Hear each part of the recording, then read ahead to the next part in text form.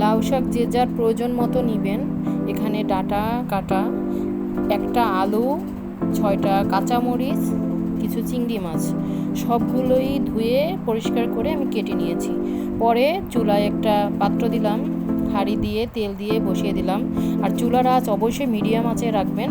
এরপর চিংড়ি মাছ ছেড়ে দিলাম, তার সাথে একটু লবণ দিয়ে নেব। লবণ দিয়ে একটু নাড়াচাড়া করে নেব। লবণ অবশ্যই আপনাদের স্বাদ মতন দিবেন।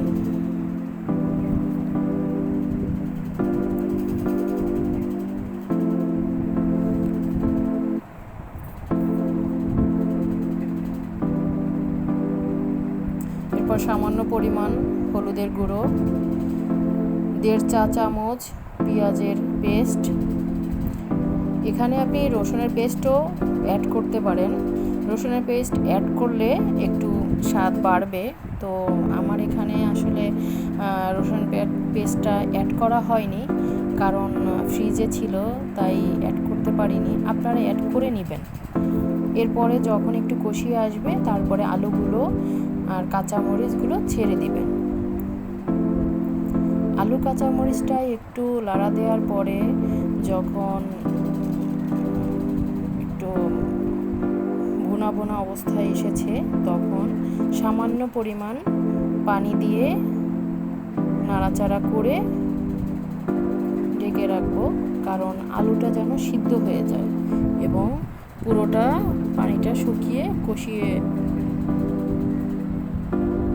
কষানো হয়ে গেছে। এরপরে পরিমাণ মতো পানি দিয়ে দিবেন। যতটুকু পানি আপনারা ঝোল রাখবেন, যতটুকু রাখতে চান আপনারা ততটুকু পানি দিয়ে দিবেন। এরপর পানি গরম হয়ে আসলে প্রথমে ডাঁটা দিবেন।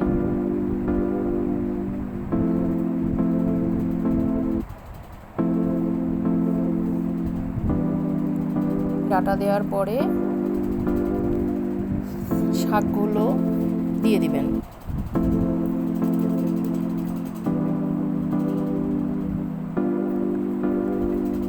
শাকগুলো দেয়া হয়েছে, আমি এখন এটা ঢাকনা দিয়ে ঢেকে দেব। আমার মনে হচ্ছে পানি একটু কম হয়েছে, তাই আবার একটু পানি দিয়ে দিলাম।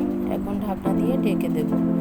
ঢেকে 10 মিনিট পরে ঢাকনা উঠিয়ে ফেলবো। তারপরে ভালোভাবে নাড়াচাড়া করব। মনে রাখবেন, ঢাকনা প্রথমবার উঠানোর পরে আর ঢাকনা দিবেন না।